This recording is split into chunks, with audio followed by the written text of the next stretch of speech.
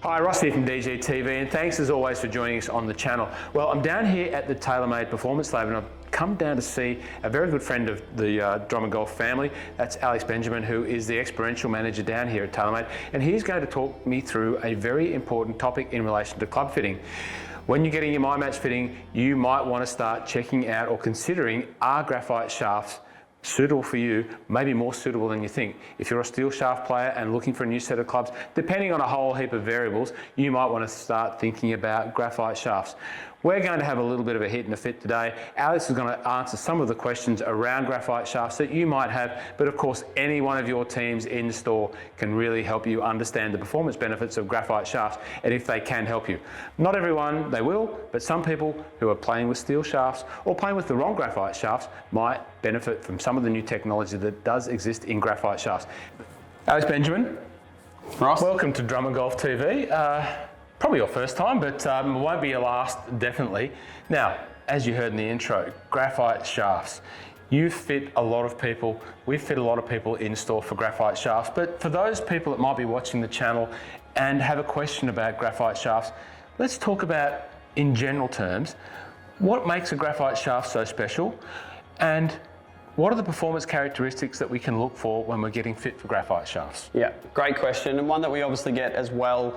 Many people come in and they want to just see, I've always used steel, when is the right time to go to graphite? Obviously when we're talking about graphite, the first thing is that it is carbon, but now if we're talking about what's in our current lineup, we've got multi-material carbon graphite as well. So a lot's changed since 20 years ago, Ross, but there's now so many options. Weight is one, flex options as well, and then obviously different types of graphite like we just explained. So the important thing for us when we are fitting is to try and find that right balance of weight, where the player's actually coming from out of their own steel irons.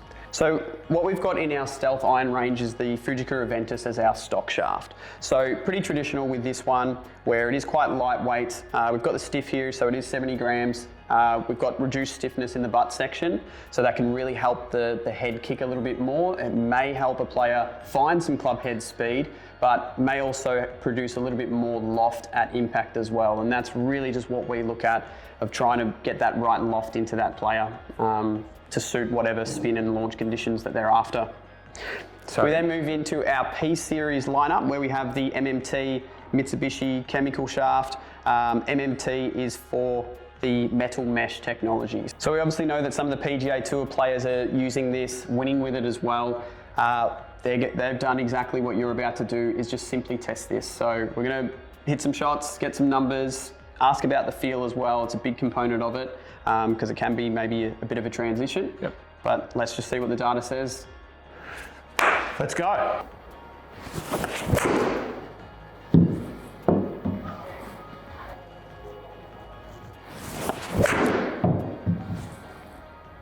Nice one, really good.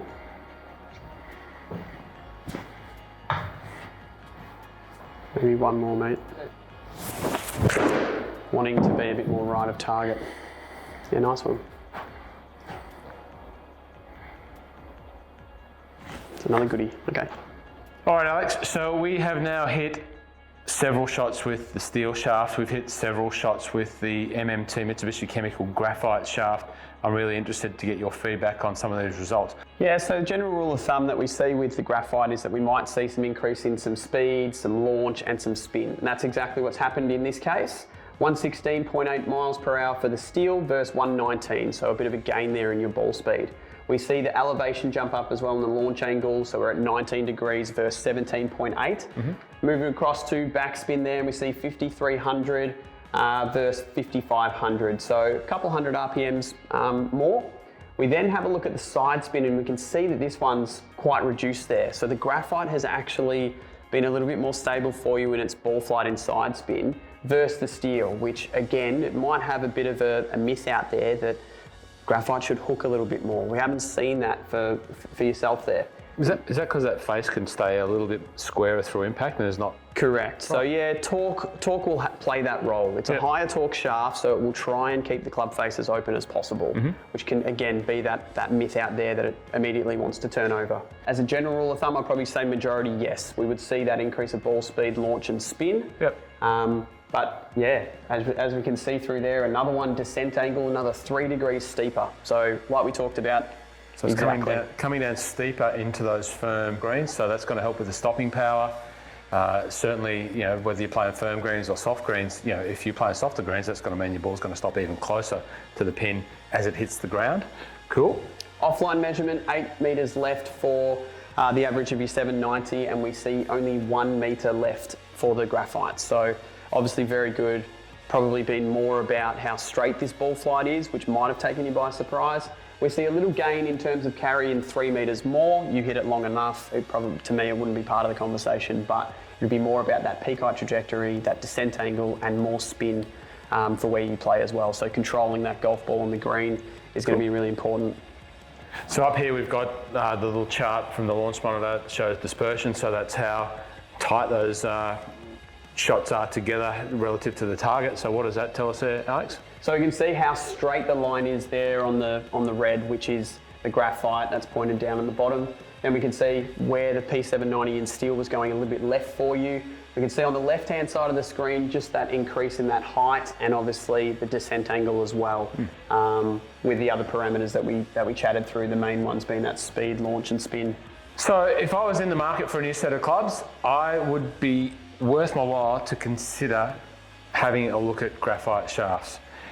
That may apply to you, and if it does, it's a great time to get into your stores and get checked out if you need some graphite shafts. If they can give you the performance benefits like what I've experienced here today, you might get even greater performance benefits. If you're playing with the wrong shafts, well, now's the time to get checked out and check out if you can get a shaft in a TaylorMade Stealth, P770, P790, P7MC. Maybe even a set of blades, graphite blades, whatever it is. Now's the time to get checked out and find out if a set of graphite shafts might actually give you some performance gains on the course to help your golf get better. Alex, I might hit some more balls, is that all right? Let's go for it. I'm enjoying that. Maybe you can hit, can you hit some? Can you show me how it's done? I'll show a few. Beautiful.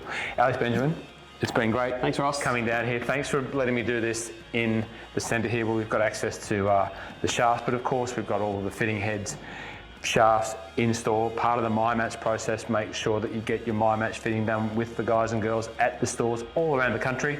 It's been a pleasure having you on DGTV again. I'm going to go and hit some more TaylorMade irons here. We'll see you next time. Thanks for joining us.